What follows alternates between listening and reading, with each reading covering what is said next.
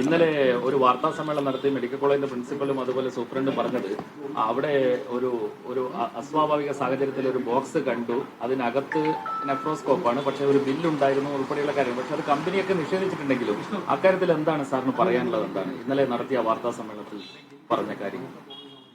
അതിനകത്തൊന്നും എനിക്കിനി കൂടുതലൊന്നും പറയാനില്ല. അത് നമ്മുടെ സംഘടന അത് ഏറ്റെടുത്തിരിക്കുകയാണ്. സംഘടന പ്രിൻസിപ്പലിനെ കണ്ടു, അത് അദ്ദേഹം വിശദീകരണം കൊടുത്തോളും. അത് നമുക്ക് ആവശ്യമുണ്ടായിരുന്നത് അവർ മോഷലോസ്കോപ്പ് ഇല്ല എന്നുള്ള സംഭവമാണ്. അവരത് ചെക്ക് ചെയ്ത് മോഷലോസ്കോപ്പ് കണ്ടുപിടിക്കുകയും ചെയ്തു. അത് കൂടുതൽ ഇനിയിപ്പോൾ അതിനകത്ത് എനിക്കൊന്നും പ്രതികരിക്കാനില്ല. അതിൽ അങ്ങനെ ഒരു മോസലോസ്കോപ്പ് അവിടെ ഉണ്ടായിട്ടും ചില അർദ്ധസത്യങ്ങൾ പറഞ്ഞു നിർത്തിയത് അത് ശരിയായി എന്ന് തോന്നുന്നുണ്ടോ സാറിന്? ഇപ്പോൾ അവിടെ ഒരു അസ്വാഭാവിക സാഹചര്യത്തിൽ ബോക്സ് ഉണ്ട്, അതിലൊരു ബില്ലുണ്ട് എന്നൊക്കെ പറയും. ബില്ലൊക്കെ കണ്ടാൽ തിരിച്ചറിയാത്തവരാണോ സാറിന്റെ ഈ പ്രിൻസിപ്പളും സൂപ്രണ്ടൊക്കെ? അവർക്ക് ഇതൊന്നും അറിയില്ല. അവർ വേറെ മെഡിക്കൽ സ്പെഷ്യാലിറ്റിയിലുള്ള ആൾക്കാരാണ്. അദ്ദേഹം മെഡിക്കൽ വിദഗ്ധനാണ്, എൻഡോക്രൈനോളജിസ്റ്റാണ്. അദ്ദേഹത്തിന് മോഷലോസ്കോപ്പോ മൈക്രോസ്കോപ്പോ ഒക്കെ തിരിച്ചറിയാൻ ബുദ്ധിമുട്ടുണ്ടാവും. അത് അദ്ദേഹത്തിനെ കുറ്റം പറയുന്നില്ല. അത് അങ്ങനെയാണ്. അത് എൻ്റെ പ്രസൻസിലായിരുന്നെങ്കിൽ എനിക്കത് വിശദീകരിച്ച് കൊടുക്കാം. പക്ഷെ ഒരു ബില്ല്, അതുപോലെ ഒരു ഡെലിവറി ചലാൻ, ഇത് രണ്ട് തമ്മിലുള്ള വ്യത്യാസമൊക്കെ തിരിച്ചറിയാൻ അതിന് വലിയ വൈദഗ്ധ്യത്തിന്റെ ആവശ്യമില്ലല്ലോ. സത്യം പറഞ്ഞാൽ ഈ ബില്ലും ഡെലിവറി ചെല്ലാനൊന്നും എനിക്കും അറിഞ്ഞൂടാ. ഇത് നമ്മൾ ഡോക്ടർമാർക്ക് ഇതിനെപ്പറ്റി ഒന്നും അറിയത്തില്ല. എന്തൊക്കെയോ പേപ്പറുകൾ കൊണ്ടുവരുന്നു, നമ്മൾ സൂക്ഷിച്ച് വയ്ക്കുന്നു എന്നുള്ളതല്ലാതെ ഇതെന്താണ് ഡെലിവറി ചെല്ലാൻ ഏതാണ്, ബില്ല് ഏതാണ്, അതിൻ്റെ സപ്ലൈ ഓർഡർ ഏതാണെന്നൊക്കെ നമ്മൾ ഇപ്പോൾ ഇതിനകത്ത് ഈ പൊസിഷനിൽ എത്തിയിട്ട് ഇപ്പോൾ എനിക്ക് തന്നെ 1 വർഷമേ ആയിട്ടുള്ളൂ. എനിക്ക് തന്നെ ഇത് കണ്ടാൽ തിരിച്ചറിയാനൊന്നും പറ്റത്തില്ല. അത് നമ്മുടെ ബയോമെഡിക്കലുകാർ ഇങ്ങനെ അവർ പറയും ഇങ്ങനെ ഇതൊക്കെയാണെന്ന് പറയും, നമ്മളത് വിശ്വസിച്ച് വയ്ക്കുക, അത്രേ ഉള്ളൂ. നമുക്കതിനകത്ത് കൂടുതൽ വൈദഗ്ധ്യം ഇല്ല. അതിനെക്കൊണ്ട് അത് ഞാൻ അദ്ദേഹത്തിന് കുറ്റം പറയുന്നുമില്ല. പക്ഷേ ടെക്നിക്കൽ സംഘത്തോടൊപ്പമാണല്ലോ അദ്ദേഹത്തിന് രണ്ടാമത്തെ ദിവസം താങ്കളുടെ മുറിയിലേക്ക് കയറി പരിശോധിച്ചത്. അപ്പൊ അവർക്കറിയാലോ ഇതില് എന്താണ്, ഇത് ബില്ലാണോ ചലാനാണോ എന്നൊക്കെ അവർക്കും അറിയാലോ ഇത് നോക്കിയാൽ. അറിയില്ല. അത് ഞാൻ ഇനിയിപ്പോൾ പോട്ടെ, ഞാൻ ഡിപ്പാർട്ട്മെൻറ്റിൽ പോയിട്ട് എന്താണ് സംഭവിച്ചതെന്ന് അറിയത്. പലരും പല രീതിയിലാണ് വാർത്തകൾ പറയുന്നത്. മാധ്യമങ്ങൾ ഒരു രീതിയിൽ പറയുന്നു, പിന്നെ അല്ലാത്ത സംഘടന വേറെ രീതിയിൽ പറയുന്നു. അപ്പോൾ എനിക്ക് അതിനെപ്പറ്റി വിശദമായിട്ട് അറിയില്ല. സത്യത്തിൽ അറിയില്ല എന്താണ് സംഭവിച്ചതെന്ന് അറിയില്ല. താങ്കളുടെ മുറിയിലേക്ക് അസ്വാഭാവികമായിട്ട് ഒരാൾ കയറുന്നതായിട്ടുള്ള ഒരു CCTV ഉണ്ട് എന്നുകൂടി ഇന്നലെ പ്രിൻസിപ്പൽ പറഞ്ഞിരുന്നു.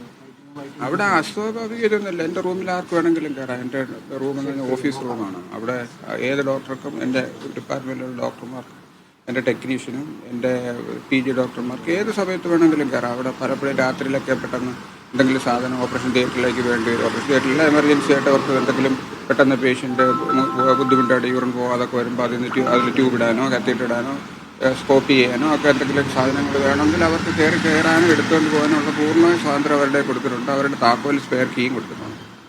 വേറൊരു കാര്യം, ഇന്നലെ വാർത്താ സമ്മേളനത്തിൽ ഈ താങ്കൾക്ക് ഈ ഉപകരണം കാണാനില്ല എന്നുള്ളൊരു അന്വേഷണം ഉണ്ടല്ലോ, അത് താങ്കളുടെ തന്നെ മൊഴിയുടെ അടിസ്ഥാനത്തിലാണ്. താങ്കൾ അന്വേഷണ സമിതിയോട് ഇതിങ്ങനെ കാണാനില്ല എന്ന് പറഞ്ഞു.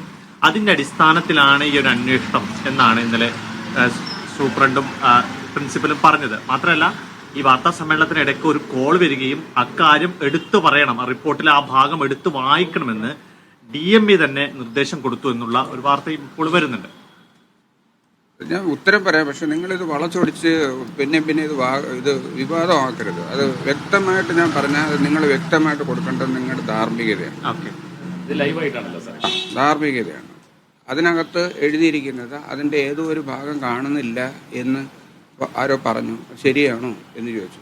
അപ്പോൾ ഞാൻ അന്ന് എന്നെ അവരെ കൊണ്ടുപോവുകയോ തെളിവെടുപ്പ് നടത്തുകയോ ഓപ്പറേഷൻ തിയേറ്ററിൽ കൊണ്ടുപോയോ ഒന്നും ചെയ്യില്ല. ഞാൻ OP നോക്കിക്കൊണ്ടിരിക്കുന്ന സമയത്താണ് എന്നെ എൻക്വയറി വിളിക്കുന്നത്. രാവിലത്തെ എൻക്വയറിയിലൊന്നും അല്ല ഇത് ചോദിച്ചത്.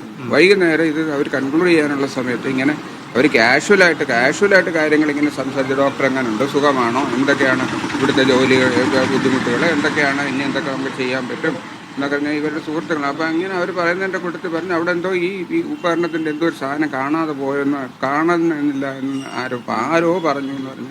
ഞാൻ പറഞ്ഞാൽ ഒരുപക്ഷെ ശരിയായിരിക്കും, നമുക്ക് നോക്കിയെടുക്കാം. കാരണം അത് നമുക്ക് ഒരുപാട് ഉപകരണങ്ങൾ അവിടെ ഉണ്ട്. പലതിൻ്റെ സാധനങ്ങൾ പല ഭാഗത്താണ് വെച്ചിരിക്കുന്നത്. ഒറ്റ നോട്ടത്തിലൊന്നും ആർക്കും ഒന്നും കണ്ടുപിടിക്കാൻ പറ്റത്തില്ല. അപ്പോൾ അങ്ങനെ എന്തോ ഒരു ഭാഗം കാണുന്നില്ല എന്ന് പറഞ്ഞപ്പോൾ ഞാനത് ശരി, അങ്ങനെ ഉണ്ടെങ്കിൽ നമുക്ക് നോക്കിയെടുക്കാം. അപ്പോൾ അങ്ങനെയല്ലേ, നമ്മളിപ്പോൾ ഒരു വീട്ടിലൊരു സാധനം ഇരിക്കുന്നു, അതിൻ്റെ സാധനം റിമോട്ട് എവിടെയെന്ന് ചോദിച്ചാൽ ഇപ്പോൾ കാണാൻ പറ്റുമോ? അത് എവിടെയെങ്കിലുമൊക്കെ കാണും, അത് നമ്മൾ നോക്കിയെടുക്കും. അങ്ങനെ എത്രയോ ഭാഗത്തായിട്ട് ചിതറിക്കിടക്കുന്ന സാധനങ്ങളാണ് ഇതൊക്കെ. അപ്പോൾ അങ്ങനെ പറഞ്ഞത് അല്ലാതെ അത് മോഷലോസ്കോപ്പ് കാണുന്നില്ല എന്ന് ഞാൻ ഇവിടുന്ന് പറഞ്ഞിട്ടില്ല. മാത്രമല്ല ഈ റിപ്പോർട്ട്, ഈ ഇംഗ്ലീഷിൽ അടിച്ചിരിക്കുന്ന റിപ്പോർട്ട് ഞാൻ കണ്ടതല്ല. എനിക്ക് അവർ മലയാളത്തിലൊരു റിപ്പോർട്ട് എഴുതി തന്നിരുന്നു. അതിനകത്തൊന്ന് കുറച്ചൊക്കെ വായിച്ചു നോക്കി. അപ്പോൾ അത് പറഞ്ഞ് അത് കുഴപ്പമില്ല സാറേ, അത് മൊഴി വായിച്ച് കേട്ടു, ഒപ്പിട്ട് മൊഴി വായിച്ച് നോക്കി, ഞാൻ മൊഴി വായിച്ച് കേട്ടു എന്ന് പറഞ്ഞാൽ ഒപ്പിട്ട് തന്നാൽ മതി എന്ന് പറഞ്ഞു. അത് ഞാൻ എഴുതി കൊടുത്തു. നമുക്കിപ്പോൾ നമ്മുടെ സുഹൃത്തുക്കളാണ് ഇവരെല്ലാം, എൻ്റെ ക്ലാസ്മേറ്റ്സാണ്, എൻ്റെ കൂടെ പഠിച്ചവരാണ്, എൻ്റെ അതേ ബാച്ചാണ് ജയകുമാർ, പത്മകുമാർ, ഗോമതി മാഡം, ഇവരെല്ലാം നമ്മളെന്നും കാണുന്നവരാണ്. ഇവർ നമ്മളങ്ങനെ ആവശ്യമില്ലാത്ത ഇതിനകത്ത് നമുക്കങ്ങനെ കാര്യങ്ങൾ എഴുതി വയ്ക്കും എന്നുള്ളത് എനിക്കും അറിയത്തില്ല. അങ്ങനെ അതിലില്ലാതാൻ അതിനകത്ത് ഇപ്പോഴും എഴുതിയിരിക്കുന്ന എന്തോ ഒരു ഭാഗം കാണാതെ പോയി, എന്തോ ഒരു ഭാഗം. അതിന് പല ഭാഗങ്ങളുണ്ട്, അതിലെന്തോ ഒരു ഭാഗം. അതിന് ചാർജറുണ്ട്, അതിന് ഈ പറഞ്ഞതുപോലെ അതിൻ്റെ പല സാധനങ്ങളുണ്ട്. അത് ചാർജ് ചെയ്ത് ഉപയോഗിക്കുന്നതാണ്. അതിന് ബാറ്ററി ഉണ്ട്, അതിൻ്റെ കേസുണ്ട്, അതിന് കേബിളുകളുണ്ട്. എന്തോ ഒരു ഭാഗം കാണുന്നില്ല എന്ന് ചിലപ്പോൾ ഒരു പക്ഷേ സിസ്റ്റർ പറഞ്ഞു കാണുമായിരിക്കും. ആരാണ് പറഞ്ഞതെന്ന് അറിഞ്ഞില്ല. അപ്പോൾ അതുകൊണ്ടാണ് പിന്നെ നമ്മൾ നോക്കിയെടുത്തെല്ലാം കൃത്യമായിട്ട് വെച്ചത്. അപ്പോൾ അങ്ങനെ ഒരു ആരോപണം വന്നതുകൊണ്ട് പിന്നെ നമ്മളത് എടുത്ത് വെച്ചു. അത് നേരത്തെ MP ഫണ്ടിൽ നിന്നൊക്കെ വാങ്ങിച്ചിരിക്കുന്നതുകൊണ്ട് ആ ഉപകരണത്തിൻ്റെ പേര് പല പ്രാവശ്യം ഫോട്ടോ എടുക്കേണ്ടിയൊക്കെ വന്നിട്ടുണ്ട്. അപ്പോൾ നമ്മളത് എടുത്ത് അങ്ങോട്ട് കൊണ്ടുപോകും, പിന്നെ ഇങ്ങോട്ട് കൊണ്ടുപോകും, പിന്നെ അങ്ങോട്ട് കൊണ്ടുപോകും, പിന്നെ തിരിച്ചെടുത്ത് വയ്ക്കും, പിന്നെ എടുത്ത് വയ്ക്കും, ഇങ്ങനെ ഫോട്ടോ എടുക്കും. അപ്പോൾ വരുന്ന ചിലപ്പോൾ പ്രൊഫഷണൽ ഫോട്ടോഗ്രാഫർ ആയിരിക്കും വന്ന് ഫോട്ടോ എടുത്തുകൊണ്ട് പോകുന്നത്. അവർ വന്ന് വയ്ക്കും, പിന്നെ അത് എടുത്ത് വയ്ക്കും. എപ്പോഴും ഞാൻ അതിൻ്റെ പുറകെ ഇരിക്കാൻ പറ്റുമോ? നമുക്കൊരു ഡോക്ടറല്ലേ. ഞാൻ 24 മണിക്ക് ഞാൻ ഇറങ്ങിക്കഴിഞ്ഞാൽ വൈകുന്നേരം വരെ എൻ്റെ ഒപ്പം പേഷ്യൻസാണ്. നമ്മളിതെല്ലാം നോക്കിയിരിക്കാനാണ് നമുക്ക് സമയം. നമ്മളൊരു സാറിന് ഒരു അഡ്മിനിസ്ട്രേറ്റീവ് പോസ്റ്റ് ചെയ്യല്ല. നമുക്ക് ഇത് രോഗികളെ നോക്കുക എന്നുള്ളത് മാത്രമാണ് നമ്മുടെ ഉത്തരവാദിത്വം. അപ്പോൾ ആ സമയത്ത് ഇത് ഓരോരുത്തരും അത് പറയും, ഇത് പറയാം, ഞാൻ പറയാം, അത് എടുത്ത് അവിടെ പോയി, ഇതെടുത്ത് ഇവിടെ പോയി എന്നൊക്കെ പറയാം. ഇതൊക്കെ നോക്കാനുള്ള സംവിധാനങ്ങൾ ബയോമെഡിക്കൽ വിഭാഗവും അതിന് സ്റ്റോക്കും ഒക്കെ അവിടെ ഉള്ളതാണ്. അവരൊക്കെയാണ് നോക്കാനുള്ളത്.